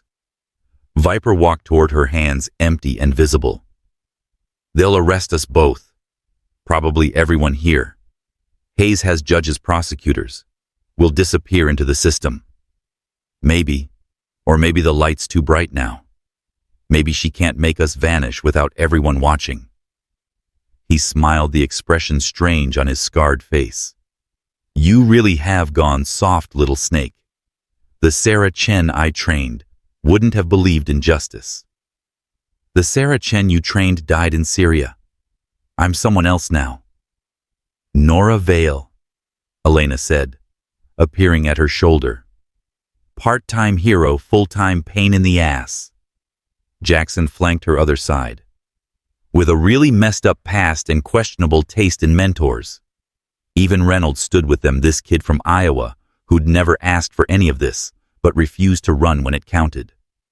The first FBI vehicle screeched to a halt, agents piling out with weapons drawn. Everyone on the ground. Now. As Nora knelt, hands behind her head, she caught sight of the news crew still filming. The reporter was speaking rapidly into her microphone, trying to explain the inexplicable. But sometimes the truth didn't need explanation. Sometimes it just needed to be seen. Beside her, Viper also knelt, and for a moment, they were just two soldiers who'd lost their way, and maybe finally found it again. The war wasn't over. Hayes was still out there, still powerful, still dangerous. But she wasn't invisible anymore. The shadows had been dragged into the light, and everyone was watching. "Hey, Vale," Jackson said, as handcuffs clicked closed. "This is definitely more interesting than basic training." Despite everything, Nora laughed. Because her friend was right. Because she was still alive. Because sometimes that was enough. The cameras kept rolling as they were led away, capturing the end of one story and the beginning of another. Somewhere, General Hayes was watching her empire crumble. Somewhere, families of 17 dead operators were learning the truth about how their loved ones died. And somewhere in the confusion, Maddie had slipped away with the hard drive insurance against whatever came next. Smart girl. She'd learned well, even if the lessons weren't what anyone had intended. The FBI holding facility was a sterile maze of concrete and fluorescent lights, but Nora had been in worse cages. Through the reinforced glass, she could see Jackson in the adjacent cell, doing push-ups with methodical determination. Elena was across the corridor, somehow managing to look dignified, despite the orange jumpsuit. Reynolds they'd separated, probably hoping to break the weakest link. But Nora wasn't worried. The kid had surprised everyone, including himself. 3 days had passed since the airport. 3 days of interrogations, lawyers, and media circus outside. The footage had gone viral, 20 million views and counting. General Hayes had gone silent, lawyered up behind a wall of national security claims. But the court of public opinion had already convicted her. The cell door buzzed open. Agent Morris entered the CIA suit from the compound, looking like he'd aged 5 years in 3 days. Behind him, surprisingly, stood Colonel Holt in full-dress uniform. "Your story checks out," Morris said without preamble. Every detail. The Syria footage, the financial records Maddie Rowe leaked before disappearing Viper's confession. It's all verified. "So we're free to go?" Nora asked, though she knew better. "It's complicated. You're still technically Sarah Chen, who's been AWOL for 2 years. There are protocols, procedures. There's also a deal on the table," Holt interrupted. "Full immunity for you and your team in exchange for testimony. Hayes's trial starts next month. The prosecution needs you." Nora studied their faces, reading the angles they weren't stating. "What else?" Morris and Holt exchanged glances. "There's been an incident. Hayes tried to activate remaining Phoenix assets, one still loyal to her. They hit a federal witness protection facility last night. 7 marshals dead, 3 witnesses missing. The temperature in the room seemed to drop. Hayes wasn't going quietly. She was burning everything down on her way out." "She's declaring war," Nora said quietly. "Using Phoenix tactics. She knows conventional law enforcement can't stop operators trained like us." "Which is why we need you," Holt admitted. "You and Viper both fight fire with fire. Viper's cooperating. Viper's dead." Morris's voice was flat. "Killed in his cell last night. Professional job made to look like suicide. We know better." The words hit like ice water. Viper, her mentor and tormentor, the monster who'd made her and tried to unmake her, gone. She waited for satisfaction, for relief, but felt only a hollow recognition. Hayes was cleaning house, eliminating anyone who could testify against her. "You're next," Holt said bluntly. "You, your team, anyone who was at the airport. She can't afford witnesses. Then keeping us in cells makes us sitting ducks." "Exactly." Which is why you're being released to protective custody. Military safe house, full security detail. Nora laughed, short and bitter. You mean minimum security prison with better furniture? No thanks. It's not a request. Morris started, but Nora cut him off. You need me alive to testify. I need to stay alive to testify. Seems like our interests align. So here's my counteroffer. Release my team and me. Full pardons, clean records. We'll handle our own security. That's insane. You'll be dead within 24 hours. Maybe. Or maybe I know Phoenix tactics better than anyone alive. Maybe I can predict what Hayes will do because I helped write the playbook she's using. The two men conferred in whispers. Finally, Holt spoke. I can get you 48 hours. Probationary release, GPS monitoring. You run, you hide, you die, that's on you. But if you survive and testify, full immunity for everyone. Deal. 4 hours later, Nora stood outside the facility with her team breathing free air that tasted like danger. Jackson stretched, joints popping. Elena checked the burner phone Maddie had somehow smuggled to them. Reynolds just looked overwhelmed. So what's the plan? Jackson asked. Because I'm assuming you have one. Hayes will send her best remaining operator. Someone good enough to take all of us, someone she trusts completely. Nora pulled out a slip of paper, an address Maddie had included with the phone. We're going hunting. The address led to a warehouse district, the kind of place where questions weren't asked and bodies weren't found. Perfect for an ambush. But as they approached, in a stolen van, Jackson's procurement, no questions asked. Nora spotted the trap immediately. 3 sniper positions, she murmured. 2 ground teams. They're not even trying to hide. Because they want us to see, Elena realized. They want us to know we're walking into it. Phoenix psychology. Make the target feel hopeless, surrounded. Break their will before the first shot. Nora smiled grimly.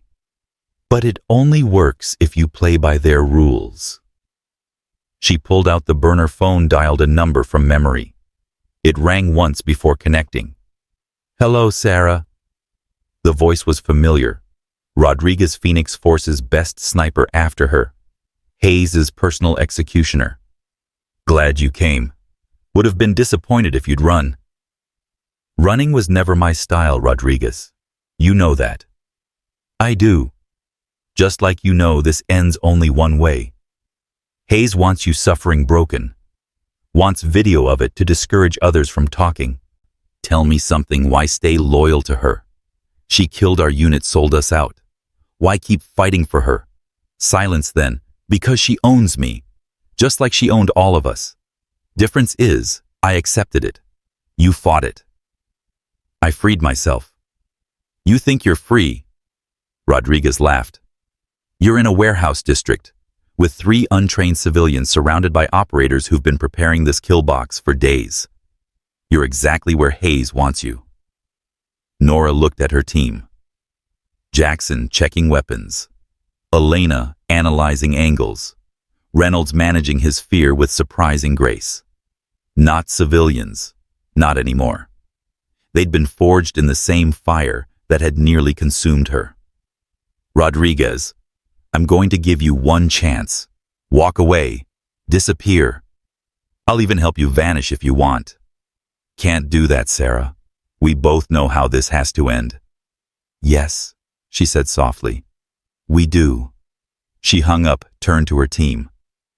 Here's what's going to happen. They expect us to enter, try to fight our way through. Instead, we're going to bring the fight to them. How? Reynolds asked. By doing what Phoenix Force never expected, calling for backup. She dialed another number. Thompson answered on the first ring. Vale. Holy shit, the news said you were in custody. Released pending trial. Thompson, I need you to do something. Get every recruit who stood with us at the airport. Tell them we're at Warehouse District, grid reference I'm texting now. Tell them to bring their training gear. Training gear won't stop real bullets. It doesn't have to. It just has to create chaos. Can you do it? Give me 20 minutes. 19 minutes later, vehicles started arriving. Not just a few recruits, dozens. Word had spread through the compound, through social media, through the strange network of loyalty Nora had never intended to build. They came with sim rounds and smoke grenades, with shields meant for riot training and courage meant for better causes. Rodriguez's voice crackled over a loudspeaker. Impressive. But those kids will die for nothing. You're just adding to the body count. Wrong, Nora called back. I'm changing the game. You can't kill them all without exposing yourselves. And the moment you do, every camera phone here uploads your position, your faces. You become visible, trackable. Hayes can't protect you if you're trending on Twitter. She could feel the hesitation rippling through the Phoenix operators. They were trained for shadows, for deniability. Public exposure was antithetical to everything they were. Plus, Jackson added, voice carrying, Detroit news crews are about 3 minutes out. I may have called in a tip about government assassins trying to kill witnesses. It wasn't a standoff anymore. It was a stage, and the whole world was about to watch. All units withdraw, Rodriguez's voice commanded, professional calm cracking. Abort mission. Repeat, abort. But Nora wasn't letting them fade away.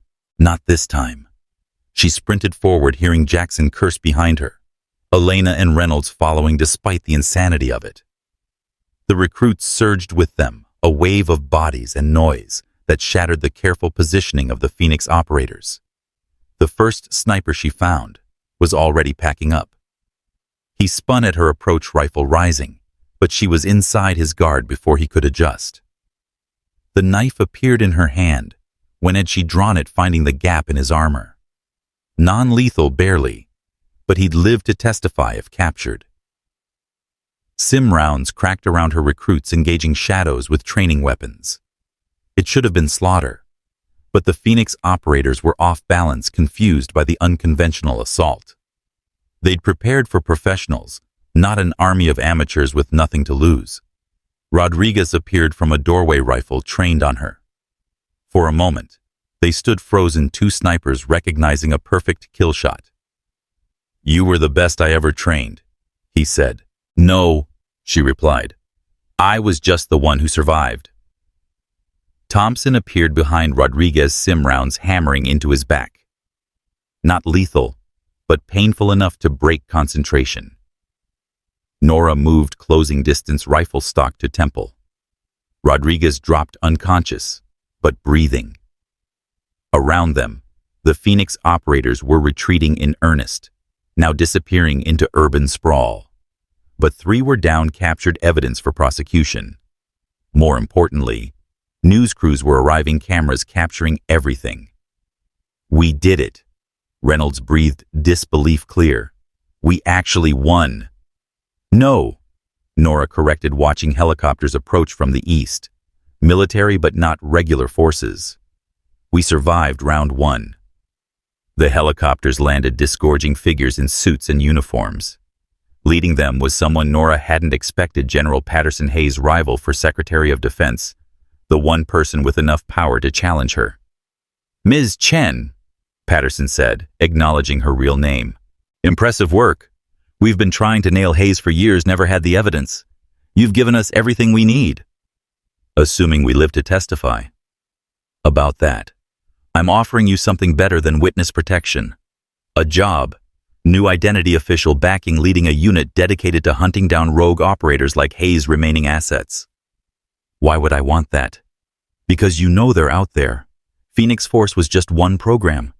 There are others, operators trained in our techniques, sold to the highest bidder, destabilizing regions for profit. Someone needs to stop them. Nora looked at her team. Jackson, street tough and loyal. Elena, brilliant and brave. Reynolds, who'd found strength he never knew existed. Even the recruits, who'd risked everything for people they barely knew. Not just me, she said. All of us. My team comes with me. Patterson studied them, calculating. They're not trained for. They will be. I'll train them. My way, not Vipers, not Hayes. Something better. And if I refuse, then you handle Hayes' remnants yourself. Good luck with that. Patterson smiled, recognizing the negotiation. 6 months provisional. Prove yourselves, and it becomes permanent. Deal. 3 weeks later, Nora sat in a federal courthouse, testifying to things that should have stayed buried. Hayes sat across the courtroom, dignity intact, but power crumbling. The evidence was overwhelming: financial records, recorded confessions, video proof of 17 murders. The defense claims you're lying to save yourself, the prosecutor said. How do we know you're telling the truth? Nora stood, turned her back to the court, and lifted her shirt. The tattoo was exposed in full, the viper coiled around a shattered helmet, but also something else. Names tiny, but readable, spiraling around the design. 17 names of the operators who died in Syria. I carved their names into my skin the night they died, she said quietly. So I'd never forget. So someday I could tell the truth about how they were betrayed. Hayes's composure finally cracked. You were nothing, a nobody from nowhere. I made you. No, Nora replied, turning to face her. You tried to break me. There's a difference. The verdict was never in doubt after that. Guilty on all counts, life without parole. As Hayes was led away, she locked eyes with Nora one last time. This isn't over. I have friends, resources you can't imagine. I'm counting on it, Nora replied. They'll come for you in prison, silence you before you can make a deal. Your own tactics turned against you. Hayes's face went pale, understanding dawning. She'd be looking over her shoulder forever, waiting for the knife in the dark, the poison in her food, the predator becoming prey. Outside the courthouse, Nora's new team waited. They wore civilian clothes, but stood like soldiers transformed by experience and purpose. Maddie had emerged from hiding, using her technical skills and connections to support their mission.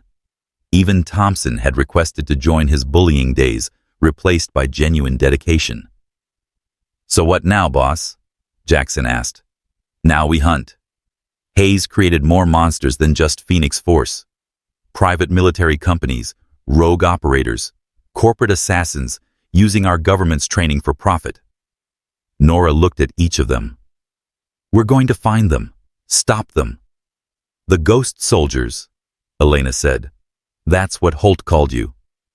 Not anymore. Ghosts hide in shadows. We're something else now.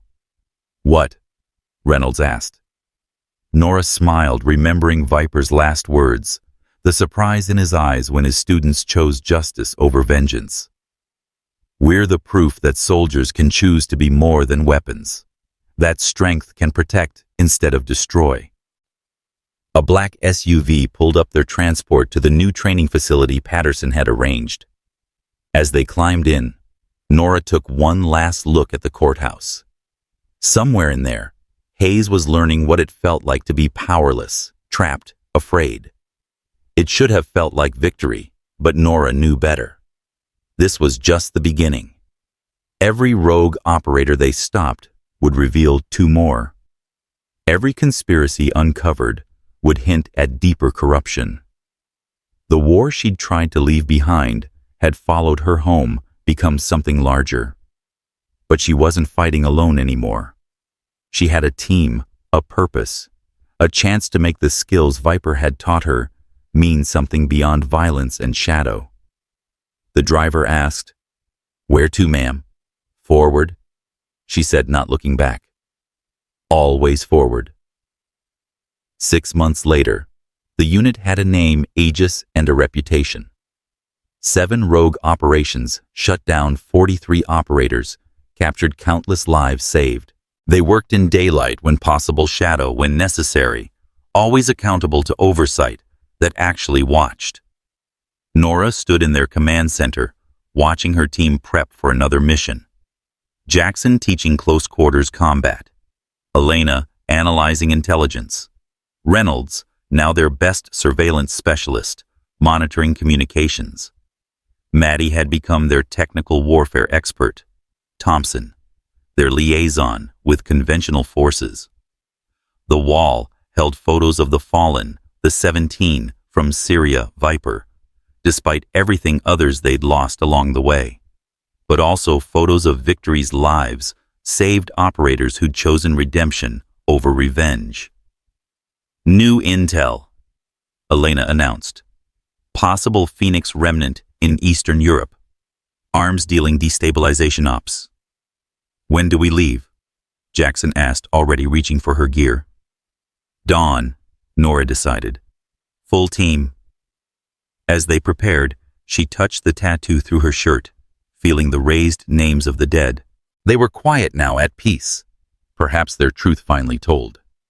The Viper remained coiled and ready, but it protected now instead of striking from shadow. Hayes had been right about one thing. Nora had been nobody from nowhere. But that nobody had become somebody, not through violence or fear, but through choosing to stand when falling, would have been easier. The girl who'd arrived at the compound with duct tape on her bag had become a leader. The soldier trained to kill had learned to save. The ghost had stepped into the light and found it didn't burn. Ready? Elena asked, appearing at her shoulder. Always?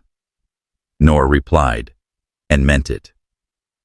They walked out together into whatever war tomorrow would bring, knowing that sometimes the best revenge against those who try to break you is simply refusing to stay broken. The compound that had been meant to forge them into weapons had instead forged them into something harder to create and impossible to control heroes who knew the cost of heroism and chose it anyway.